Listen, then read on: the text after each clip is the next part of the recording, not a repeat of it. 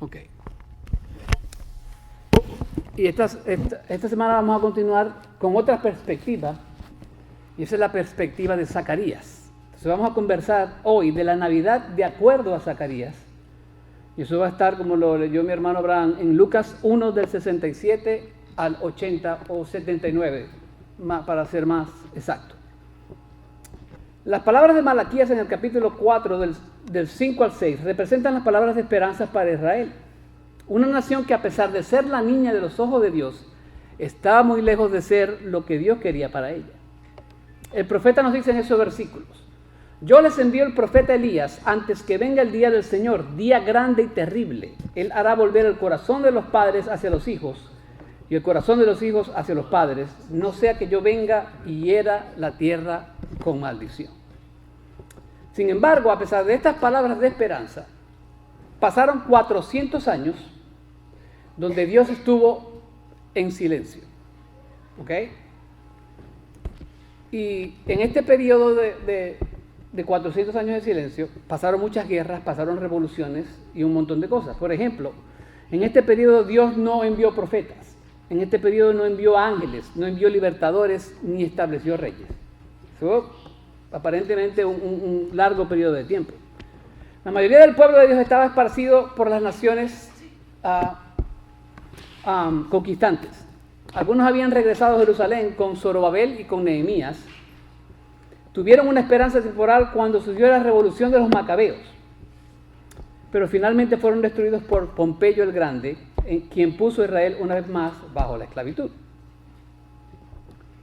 Cada vez que ellos caminaban hacia el templo construido por Herodes, el déspota e ilegítimo rey, porque así lo era, ellos veían la bandera romana elevada en su tierra y una vez más recordándoles que estaban bajo el yugo de un gobierno impío, un gobierno horrible, un gobierno sin la ley de Dios.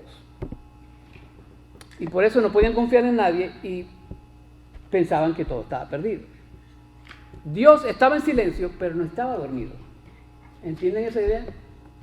Dios estaba en silencio, pero no estaba dormido. El salmista en el Salmo 121 del 1 al 2 nos dice: mi ayuda viene del Señor, que hizo los cielos y la tierra, no permitirá que tu pie resbale, no se adormecerá el que te guarda, jamás se adormecerá ni dormirá el que guarda a Israel. No solamente guarda a Israel, nos guarda a nosotros también, ¿verdad que sí? Y esto debe ser palabras de aliento para usted y para mí, porque a pesar de que a veces sentimos que Él no está haciendo nada, en realidad sí lo está haciendo. El detalle está en que no es al tiempo de nosotros, es al tiempo de Él. Amén. Entonces, Dios en estos 400 años actúa y rompe ese silencio enviando a un ángel bien especial. Ese ángel se llamaba Gabriel y tenía un mensaje muy especial para Zacarías. Ese mensaje especial está en el capítulo 1, versículos del 11 al 17. Capítulo 1 de Lucas, versículos del 11 al 17. Y la palabra dice así: y se le apareció un ángel Señor de pie a la derecha del altar del incienso. Al verlo Zacarías se turbó y el temor se apoderó de él. Pero el ángel le dijo: no temas, Zacarías, porque tu petición ha sido oída y tu mujer Elizabeth te dará a un hijo y lo llamarás Juan. Lo llamarás Juan. Y tendrá gozo y alegría y muchos se regocijarán por su nacimiento, porque él será grande delante del Señor. No beberá ni vino ni licor y será lleno del Espíritu Santo aún desde el vientre de su madre. Y él hará volver a muchos de los hijos de Israel al Señor tu Dios. Y en el 17 dice: e irá delante de él en el espíritu y poder de Elías, para hacer volver los corazones de los padres a los hijos y a los desobedientes de la actitud de los justos, a fin de preparar para el Señor un pueblo bien dispuesto. ¿A qué se parecen esas palabras? Al profeta Malaquías.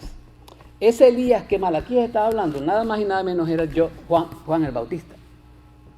Entonces Dios rompe los 400 años de silencio para darle un mensaje a Zacarías de que Juan el Bautista iba a nacer. Entonces, lamentablemente, Zacarías no le cree al ángel. ¿Y qué fue lo que pasó? Dios lo dejó mudo por no creer al ángel. Dios lo dejó mudo. Entonces, Juan el Bautista nace.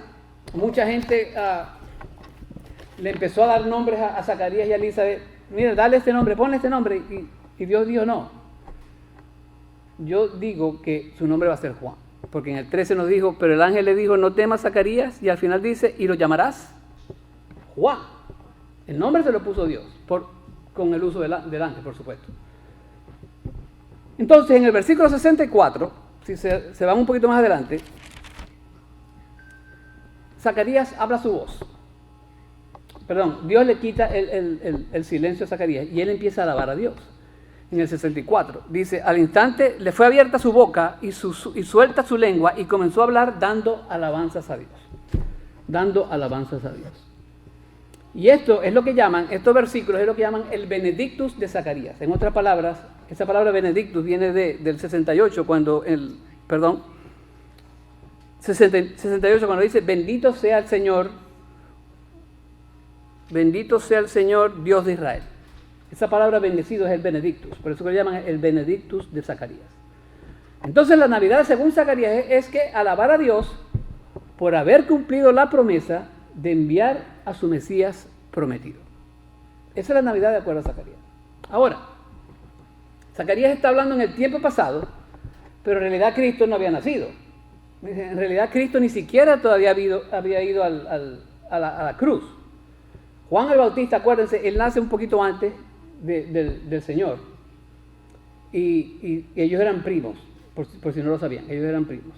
Entonces,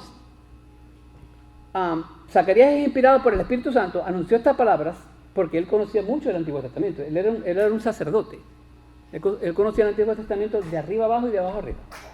El hombre era una eminencia en el Antiguo Testamento. Entonces, en este pasaje, él hace referencia a 3 pactos en el Antiguo Testamento. Habla referencia al pacto davídico, hace referencia al pacto abrahámico y hace referencia al nuevo pacto, que es lo que escribe los profetas Jeremías y el profeta Ezequiel. Yo no sé si usted se acuerda cuando empezamos la serie de las tinieblas a la luz, yo les hablé de Nicodemo y le hablé de nacer de nuevo. Esa definición de nacer de nuevo no es nueva. Eso viene de ahí de Jeremías y de Ezequiel. Pero bueno, para que tengan una idea. Entonces, Zacarías se da cuenta de que estas promesas del pacto davídico, todas las promesas del pacto abrahámico y todas las promesas anticipadas del nuevo pacto que tenían que ver con cambiar el corazón y perdonar el pecado, dependían todas de ¿quién? Del Mesías, de Cristo. Era el Mesías quien podía venir y traer al reino, fue el Mesías quien luego vendría y liberaría al pueblo de la esclavitud y les daría su tierra, su protección y las bendiciones del pacto abrahámico. Era el Mesías quien sería el punto focal del perdón del nuevo pacto que Dios proporciona en Jeremías 31. Entonces, ya sabiendo que la Navidad, de acuerdo a Zacarías, es que alabar a Dios porque nos envió a un profeta prometido, ¿cómo vemos nosotros a ese Mesías? ¿Cómo lo vemos? Y el primer punto es, ¿lo ves solo como rey? ¿Lo ves? Y escúcheme bien, ¿lo ves solo como rey? Este futuro Mesías lo podemos ver en el versículo 69. Dice la palabra, y nos ha levantado un cuerno de salvación en la casa de David su siervo. ¿Quién es el cuerno de salvación? Jesús. En el Salmo 18:2 dice, el Señor es mi roca, mi baluarte y mi libertador, mi Dios, mi roca en quien me refugio, mi escudo y el cuerno de mi salvación, mi altura inexpugnable. Este cuerno no era un instrumento musical, era un cuerno de animal. Esta era una expresión que se veía en el Antiguo Testamento cuando se hablaba de poder para conquistar y poder para matar. Por eso que le llamaban el cuerno de la salvación. Cuando los animales grandes van a la batalla, lo hacen usando sus cuernos. Las grandes y poderosas bestias conquistan y matan con sus cuernos, así que el cuerno se convirtió en símbolo del poder conquistador y asesino de las naciones. Y esa es la forma como Israel veía al Mesías. Solo como un rey, solo como un conquistador, solo como el que iba a deshacerse de todos sus enemigos. Entonces en su mente ellos veían al Mesías como este general del ejército. ¿Ok? Miren el versículo 71, dice la palabra salvación de nuestros enemigos y de la mano de todo lo que nos aborrece. Eso era como los israelitas veían al Mesías, como un portentoso general. Tenían plasmado en sus mentes que el Mesías vendría con gran poder, con un enorme y formidable animal que literalmente expulsaría a los enemigos, los destruiría y los rescataría de las continuas acechanzas de esos enemigos. Israel, así como veía al Mesías. Por eso es que fue una gran sorpresa para ellos cuando el Mesías vino como vino. Entonces, ese era el pacto davídico establecido en 2 Samuel 7, versículos del 10 al 11. ¿Y cómo dicen estos versículos? Bueno, este es el pacto davídico. Asignaré también un lugar para mi pueblo Israel y lo plantaré allí a fin de que habite en su propio lugar y no sea perturbado de nuevo, ni los aflijan malvados como antes. Y como desde el día en que ordené que hubiera jueces sobre mi pueblo Israel, te daré reposo de todos tus enemigos y el Señor también te hace saber que el Señor te edificará una casa. Ese era el pacto davídico. Entonces, desde el punto de vista del pacto davídico, Israel esperaba la venida de un gran rey, ya se lo he dicho muchas veces, que establecería un reino para siempre, un reino de paz, de justicia, de seguridad y de protección. Esperaban un rey que iba a gobernar al mundo entero. ¿Sucedió así? Todavía no. Entonces, ¿ves a Jesús solo como un rey? Piensa eso. ¿Lo ves solo como un rey?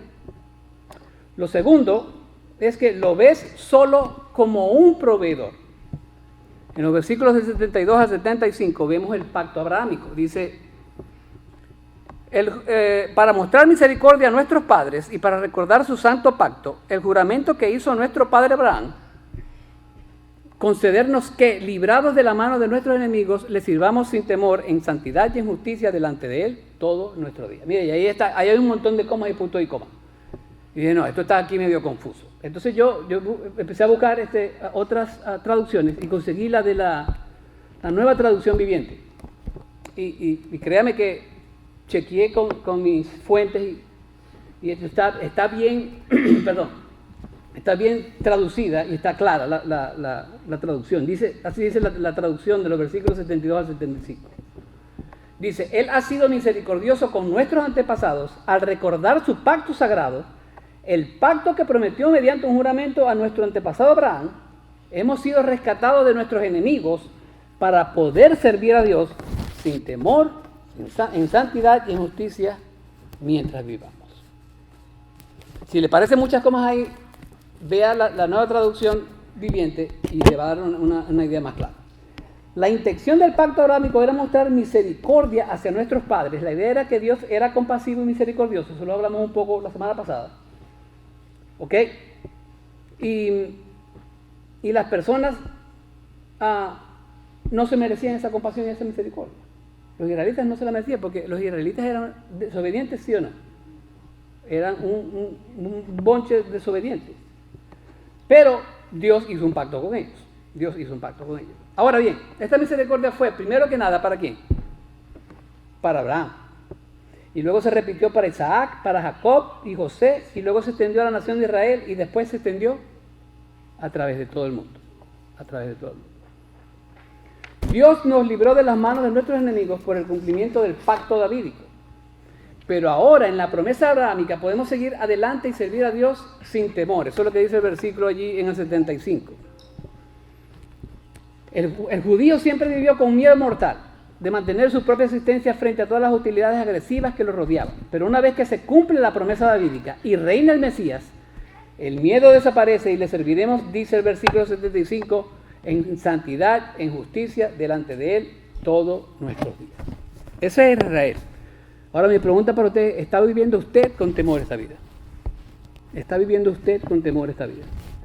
dependiendo de su situación física y emocional para conseguir gozo en su vida? Evidentemente los israelitas estaban buscando esa fuerza, esa torre fuerte que llaman los salmistas del general del ejército. Pero nos vamos a dar cuenta que no solamente era eso. En Génesis 15, 18, Dios hace el pacto con Abraham diciendo, a tu descendencia he dado esta tierra, y ahí va lo del proveedor, desde el río de Egipto hasta el río grande, el río Éufrates. En Génesis 17, del 1 al 9, Él confirma ese pacto. Y así nos dice Moisés en Génesis 17, del 1 al 9. Dice, yo soy el Dios Todopoderoso, anda delante de mí, sé perfecto y yo estableceré mi pacto contigo y te multiplicaré en gran manera. Entonces Abraham se postró sobre su rostro y Dios habló con él diciendo, en cuanto a mí, he aquí mi pacto es contigo y serás padre de multitud de naciones. Y aquí vamos a hacer un paréntesis. ¿Te estás postrando ante Dios? No solamente orar, postrarse. Cuando a David se le murió su hijo por haber cometido ese pecado con Betsabé, ¿qué pasó? Él se postró, se acostó de frente, paralelo al piso, acostado en el piso, pidiéndole a Dios por ese niño. Pero lamentablemente Dios no le contestó esa situación. No le contestó, el niño murió. Ahora sigamos con la confirmación de ese pacto. Sigue el texto. Y no serás llamado más Abraham, sino que tu nombre será Abraham, porque yo te haré padre de multitud de naciones, te haré fecundo en gran manera, y de ti haré naciones, y de ti saldrán reyes, y él establecerá mi pacto contigo y con tu descendencia después de ti, por todas tus generaciones, por pacto eterno, de ser Dios tuyo y de toda tu descendencia después de ti. Y te daré a ti y a tu descendencia después de ti la tierra de tus peregrinaciones, toda la tierra de Canaán con posesión perpetua, y yo seré tu Dios. Tremendo pacto. Amén. Tremendo pacto. En Génesis 22, entonces Dios le pide prueba a Abraham de su obediencia. ¿Y qué pasó? La historia de Isaac. Aquí vamos a leer solamente 4 versículos. Génesis 22, del 10 al 14. Dios probando la obediencia de Abraham. Entonces Abraham extendió su mano y tomó el cuchillo para sacrificar a su hijo. Mas el ángel del Señor lo llamó desde el cielo y dijo, Abraham, Abraham. Y él respondió, heme aquí.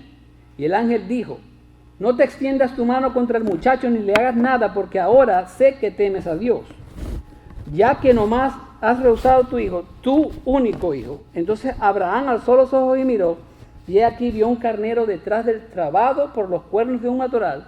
Y Abraham fue, tomó el carnero y lo ofreció en holocausto en lugar de su hijo. Y llamó a Abraham a aquel lugar con el nombre de el Señor proveerá. Como se dice hasta hoy, el amor del Señor proveerá. ¿Y esto qué es? ¿A qué nos recuerda esto? A la cruz del Calvario. Porque Cristo, ¿quién fue? De acuerdo a Isaías 53, ¿fue qué? Un sustituto. Y Dios sustituyó a su hijo aquí por un carnero. Ese carnero, ese cordero que quita el pecado de Dios, del mundo, ¿quién era? Jesucristo. Amén. Ahora Zacarías esperaba el cumplimiento del pacto davídico y del pacto abrahámico, pero esto no sucedió en aquel entonces. ¿Por qué no?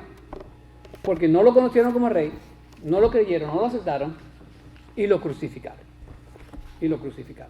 Lo otro era que los judíos no habían experimentado la plenitud de la bendición abrahámica porque no poseían las tierras. ¿Quién ocupaba la tierra? Bueno, la ocupaban los romanos, la ocupaban los griegos, estaban bajo el poder de los medo-persas y bajo el poder de los babilonios en el cautiverio. Ese pacto abrahámico no se había cumplido. No habían recibido su tierra y la grandeza de bendición que Dios le había prometido y todavía no se había convertido en esa gran bendición para el mundo. ¿Por qué? Porque los judíos fueron llamados a predicar las buenas nuevas al mundo, ¿sí o no? Y todo eso porque aún no habían recibido el perdón de los pecados. O sea, los israelitas tenían algo que faltaba. Tenía algo que faltaba. Le faltaba algo, para ser más claro, le faltaba algo. Ahora, el pacto davídico tiene que ver, en primer lugar, con Israel. Pero en segundo lugar tiene que ver con todos los creyentes en todas las etapas. Y el pacto abrahámico también tiene que ver con nosotros, porque fue prometido ¿a quién? A Israel. Pero la segunda cosa es que fueron prometidos para nosotros también. ¿Por qué? Vamos a verlos en Gálatas 3, del 6 al 8. Dice, así Abraham creyó a Dios y le fue contado como justicia. Por consiguiente, sabed que los que son de fe, estos son hijos de Abraham, y la Escritura, previendo que Dios justificaría a los gentiles por la fe, anunció de antemano las buenas nuevas a Abraham, diciendo, en ti serán benditas todas las naciones. todas las naciones. Ahora, ¿ves a Jesús como tu proveedor? ¿Solo como tu proveedor? ¿Ves a Jesús solo como el que te da misericordias? ¿Ves a Jesús solo porque te provee tierras? ¿Ves a Jesús solo porque te provee bendiciones? Y aquí viene lo importante. ¿Ves a Jesús como el Cordero de Dios que quita el pecado del mundo? ¿Lo ves de esa manera? En el 76 al 79, Zacarías nos dice: y tú, niño, serás llamado profeta del Altísimo. Ahí está hablando de su hijo, de Juan el Bautista. Porque irás delante del Señor para preparar sus caminos, para dar a su pueblo el conocimiento de la salvación, por el perdón de pecados, por la entrañable misericordia de nuestro Dios, con que la aurora nos visitará desde lo alto, para dar luz a los que habitan en tinieblas y en sombra de muerte, para guiar nuestros pies en el camino de paz. ¿Qué es eso? Eso es el Evangelio. Estás viendo a Jesús como el Cordero de Dios que quita el pecado del mundo, y eso es lo que le faltaba a los judíos. Los judíos lo veían, no tenían problema en verlo como un rey, como el general del ejército. No tenían problema en verlo como el que les iba a proveer una tierra, una bendición. ¿Ok? Pero sí tenían problema en ver a Jesús como el Cordero de Dios que quita el pecado del mundo. Y Isaías no le falta nada en su capítulo 53, porque el capítulo 53 Isaías, ¿de qué trata? Eso es de los judíos confesando desde un futuro cómo le habían negado que Jesús era el Salvador, que era el Mesías. Eso y todavía no lo han visto. O sea, por supuesto, todavía hay judíos que se convierten al Señor, pero como nación, eso todavía no ha pasado. Eso va a pasar en el futuro. Entonces, ese nuevo pacto, que lo resume aquí Zacarías del 76 al 79, ese nuevo pacto se menciona en Jeremías 31 y se menciona en Ezequiel 36. ¿Ok? Ahora, ¿dónde en realidad comienza este nuevo pacto? ¿Dónde en realidad comienza este nuevo pacto? Bueno, este nuevo pacto comienza en Deuteronomio 36. Dice la palabra: el Señor tu Dios circuncidará tu corazón y el corazón de tus descendientes, para que ames al Señor tu Dios con todo tu corazón y con toda tu alma, a fin de que vivas. Jeremías 31, del 31 al 33, dice la palabra. Dice la palabra: he aquí, vienen días, declara el Señor, en que haré con la casa de Israel y con la casa de Judá un nuevo pacto. No como el pacto que hice con sus padres el día que los tomé de la mano para sacarlo de la tierra de Egipto. Mi pacto que ellos rompieron, aunque fui un esposo para ellos, declara el Señor. Porque este era el pacto que haré con la casa de Israel después de aquellos días, declara el Señor. Pondré mi ley dentro de ellos y sobre sus corazones la escribiré.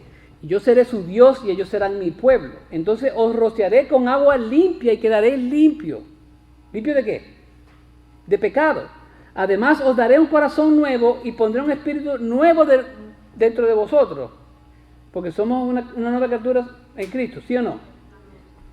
Entonces, además os daré un corazón nuevo y pondré un espíritu nuevo dentro de vosotros. Quitaré de vuestra carne el corazón de piedra y os daré un corazón de carne.